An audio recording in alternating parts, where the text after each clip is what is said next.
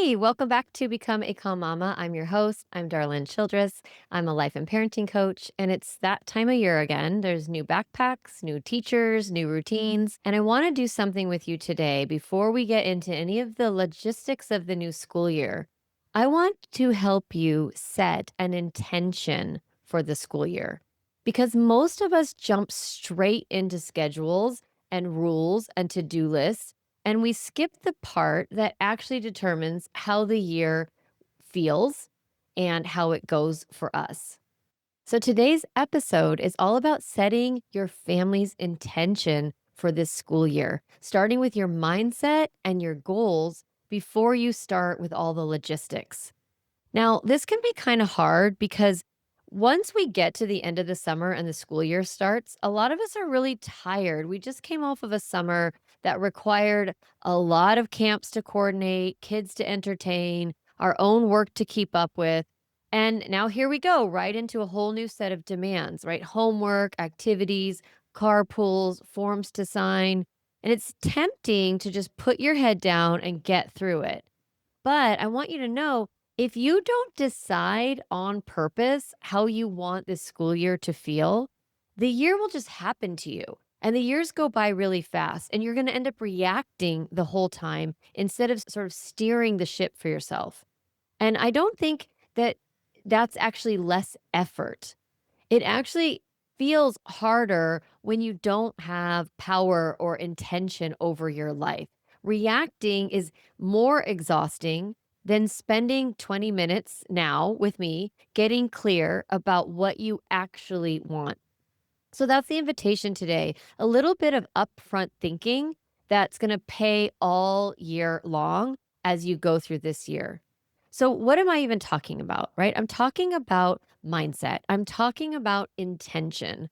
And how I think about intention as a life coach working with parents, right? Is I think about chasing feelings. I want to start with how you want to feel this school year instead of how what you want like to do. I want you to be able to pick a couple of emotions that help define you this year and define your family and what you want your whole emotional experience to be in your family. When you do that, when you create an intention for how you want to feel about an experience before the experience even starts, you get to actually chase that feeling. Most of us go into a new school year reactively, right? We just respond to whatever comes at us day by day. But if you take a few minutes now to decide how you actually want to feel this year, you'll have something to come back to when things get hard. It's like a compass, basically. So here's the exercise. It's really simple. What are the top 3 emotions you wanna have during this school year? Now, what not what you think you're supposed to feel, what you actually want more of.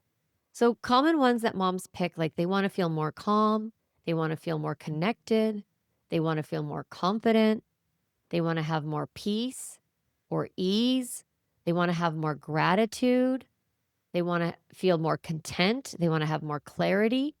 So there's no right answer. It's just about thinking about what do you want to create more of in your family this year for yourself. Maybe you want more joy. Maybe you want more fun. Maybe you want more ease. And I've talked about this when I talk about summer mindset. I've talked about this about winter break mindset. But this time we're talking about it when it comes to school mindset, the school year. How do you want it to feel in your family? What are you chasing? I was thinking about this when I was writing this episode about how I want to feel this year. And my kids are going to college. They're in college. And so the end of this summer will happen in a couple weeks. Actually, it happens as this episode comes out. And how do I want to feel while I know my kids are at school? I want to feel productive this year. And I want to feel more free, actually. So I want to have more freedom and I want to have more productivity. But that's because my kids are older. When they were younger, I wanted to have calm, always calm, calm, calm. For years, I was just chasing that, right? That's why this podcast is called Become a Calm Mama, because I have been chasing calm for like the whole time I raised kids, basically, and learning more and more how to create that. So that's what I want for you to figure out is what do you want more of this year? And then also the cool thing is that you can ask your kids the same question. Ask them, what do you want to feel this year?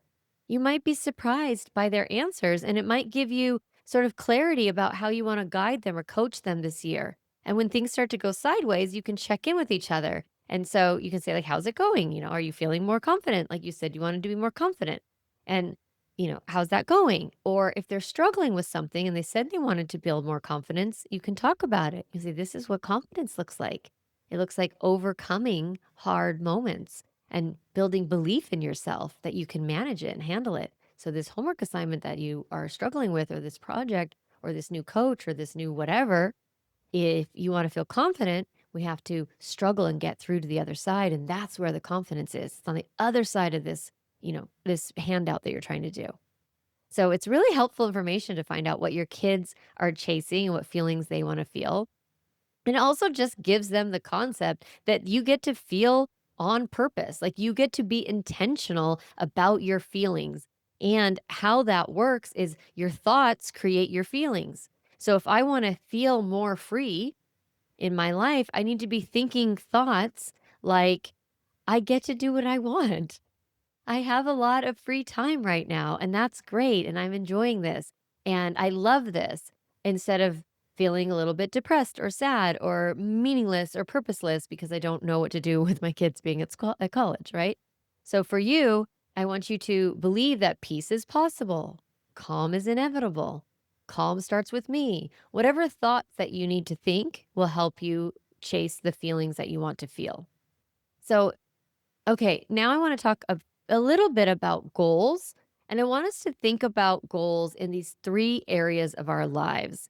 So you have your feelings sorted, and now we're going to think about these three categories because of course, your kids have academic goals, but you as a parent, as a family, you have your home that you want to manage, right? You have your job, your work life balance, your chores, how they're divided, quality family time, balancing screen time, getting enough sleep, getting enough movement, right? So you have kind of like how you want the house to feel or how you want your home life to be like. So if that means improved connection or better hygiene routines or better sleep habits, I want you to think about one or two things in your life at home that you would like to change. So pick something that matters to you that maybe think about last year that you didn't like or that you just wished you had more of.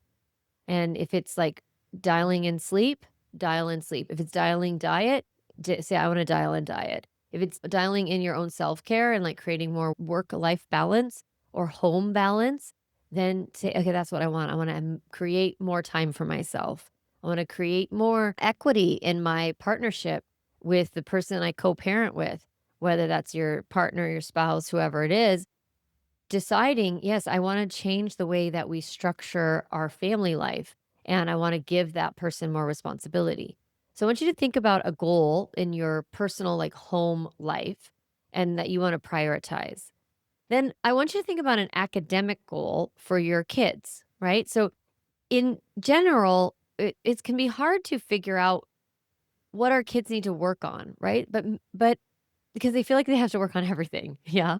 So I'd love for you to think about it like over the course of the next several years, you want your kids to learn a bunch of academic skills. And that could be math, reading, writing, or it could be time management, motivation, personal responsibility, just kind of general work habits, study habits. There's a lot of different academic goals. So I'd love for you to think about one or two things that you want to have each kid work on. And kind of narrate it, like, dial it in, decide what it is that you see a gap and you wanna work on that this year or this quarter or whatever it is. Could be organization, concentration. So again, not all of it. What's actually relevant for your kid this year? What do they need to work on? And then I want you to think about social emotional goals.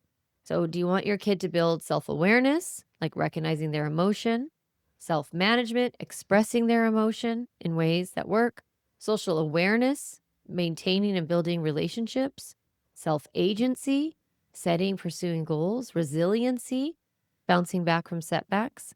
So, thinking about these different areas that you want your kid to grow in. So I'll go back and just kind of say what those are because I think it'll be helpful to you to kind of know what I just said, right? Okay. So Self awareness is one. That means like they recognize their emotion. Self management, express that emotion in ways that work. Social awareness, just building and maintaining relationships and knowing what's going on in the world. And then self agency, being able to set and pursue their own goals and like manage themselves, especially as they get into middle school. We want them to feel like they have power over their lives and they can set goals and work towards those goals. And then, of course, resiliency is so important, being able to bounce back from setbacks. So, thinking about your kid and your family in these three buckets, right? We have your home life, kind of like how it's run. And if you feel like screens were over the top last year, fix that. Sleep was out of bounds, fix that. Diet, fix that. Now, if you felt all three of those were terrible, then just pick one. If you felt like you were doing all the invisible labor and mental load and all of that, and you want to share that with your partner, talk about that. That's going to take time to transfer some of that responsibility to your partner. So, giving yourself a goal in an area for the next 3 months will help you feel less overwhelmed by your family. So, a home goal, an academic goal, and then a social and emotional goal. These are kind of like the buckets that you're working with as a family. So, picking your priorities across these buckets for the first few months of school, and then same with the feelings. Like we said, we ask our kids what their feelings are that they want to chase.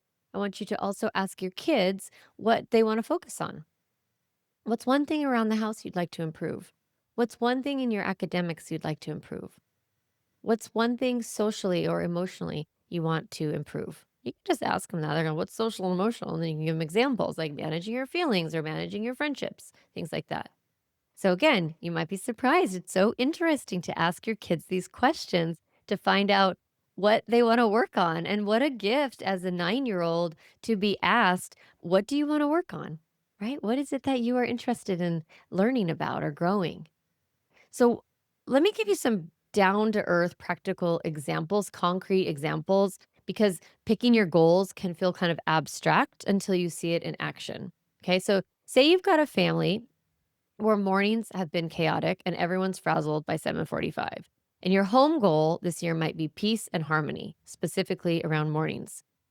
Your academic goal might be really simple, like homework gets started before dinner, not after.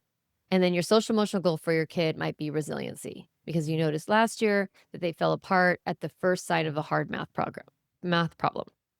Or say you've got a family with a strong-willed middle schooler navigating new friend dynamics.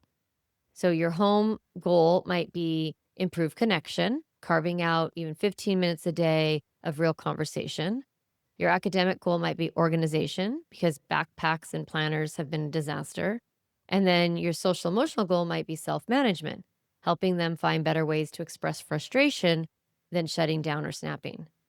So notice that neither of these examples has 10 goals, just a handful, like one from each bucket, specific enough that you'd actually know if you were making progress. We have one family working on improved connection or organization or social emotional self management. So I want you to think about your own family and deciding kind of in these areas what is one or two things that you want to work on.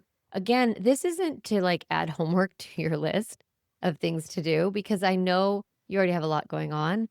But what I think happens to us as women and as moms is that we have so many goals that we get overwhelmed and there's like everything feels like it's a mess and a disaster and we need to fix everything, especially at the beginning of the school year. And I don't want you to get stuck in that trap. I don't want you to get stuck in that overwhelm trap. This is the way to prevent that overwhelm by taking back some agency within yourself and deciding, okay, I know there's stuff to work on in my family. We're going to work on this in our home life, this in academics, and this in social emotional. And we're going to check in 3 months from now and see where we're at. All the while chasing that feeling of joy, or all the while chasing that feeling of calm, or that feeling of purpose, or gratitude, or whatever it is the feeling. So I want you to really kind of be specific in order to feel less overwhelmed.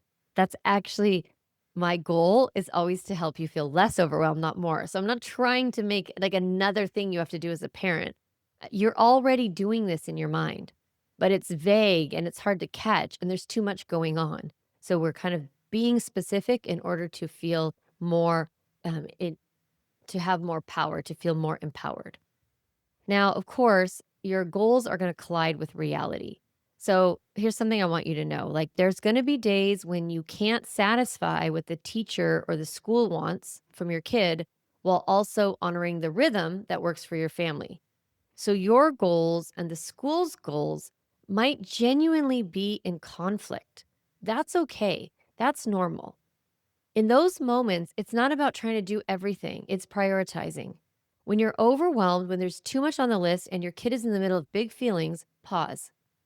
Come back to your goals another time. Give yourself permission to focus on just one thing today, not all three priorities, not everything on the list.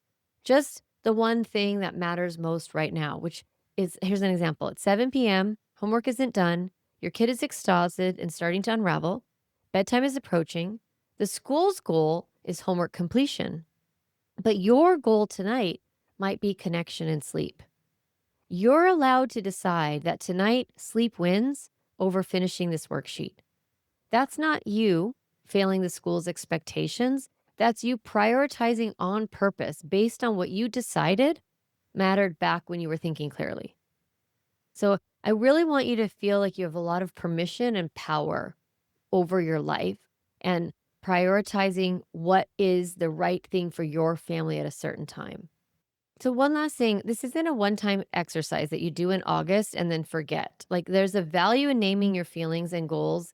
And the value is that you can actually come back to them in October, in January, when things feel off track. Like, write these down, these small little lists of like feelings I'm chasing this year, three priorities or three goals. Then you can come back to it and be like, huh, how'd I do on that? How are we doing? Do I want to reset those or like, did we master that? Like, should I pick new ones? So when you're feeling off track, you can just ask yourself, am I closer to feeling the way that I said I wanted to feel? Are we making progress or has something shifted? Is it something that I need to revise? And maybe you said, I really want to be organized this year. And then you worked really hard at it for a couple of weeks and you realize, I actually don't care. I don't, it's too much work for me. It doesn't bother me if the house is messy. Well, that's fine. Then let it be messy. So you get to decide. Maybe you thought you needed to focus on connection, but it turns out that you guys wanted to focus on social life and being more out and about and being with friends more than being with the family unit. Maybe you want to focus on connection in the winter when the weather changes. So the point isn't to like lock yourself in, it's just to become self-aware and be intentional with your family. So this is all about having something concrete to check in and knowing where you're going as a family and whether you're making the progress that you want. Again, you do not need to take it that seriously, but I do think it's useful to jot down a couple of goals so that you don't feel so overwhelmed when your family is, uh, going cuckoo pants. Okay. All right. So here's the recap. Before you build your routines this year, I want you to take a few minutes to name how you actually want to feel. So, deciding how you want to feel and asking your kids, how do they want to feel? And then getting clear on a handful of goals across home, academics, and social emotional growth. Again, for both you and your kids, ask them. And then when the priorities collide, which they will, give yourself permission to focus on just one thing instead of trying to do it all. And then coming back to this intention throughout the year as a living compass, like, am I doing what I thought I was going to be doing? Am I living the way that I wanted to live? If not, no problem. Then you can, you know, reset, go back to your intention or change it. So I'd love to invite you to do this with your kids, just like over ice cream or in the car or like, while you're sitting outside in the sun, enjoying the last little bits of the sun for the summer, asking them, how do you want to feel this year? What's your goal? What do you want to work on? And even little kids, like 4-year-olds, you could ask them. They don't really know, but it would make it funny to have a funny conversation with them. Like, what's a goal? Um, and you can talk about it a little bit. So, especially as they get older, this is a really good conversation to have with middle schoolers, even though they'll be like, oh, I don't care, stupid, doesn't matter. Um, they may enjoy it, or their English teacher might be asking them this question too. So, you can kind of give them a little prod so that they can, answer these questions in themselves before they get to school. All right. Hope you like this concept. I'm so curious to find out if you guys are like this kind of mindset work or if it's annoying to you. I think it's really helpful when I do spend time being intentional and thinking about my goals. I do feel better about myself and my family and like where we're going. I feel less overwhelmed. I feel less frustrated. So it is useful, and I don't know if you like it or not, but I did want to do an episode on this topic so that you could get that support you need and have that confidence going into the school year that you don't need to approach it as like a all or nothing situation, that you get to pick what you want to work on, how you want to feel, and take it at your own pace as a family and be intentional about yourself and your kids and your family. So I hope it helps you have a great intentional start of the school year. And then the next few weeks, we're going to talk about the practical stuff like mornings and screens and sleep and all of those routines and handling meltdowns and things like that. So I think you're really going to enjoy the next few weeks because I'm going to get into a lot of practical, really important things to help you manage your life in ways that are like useful. So this was your intentional mindset episode, and then we'll get into all of the details next time. So I hope you have a great week, and I will talk to you next time.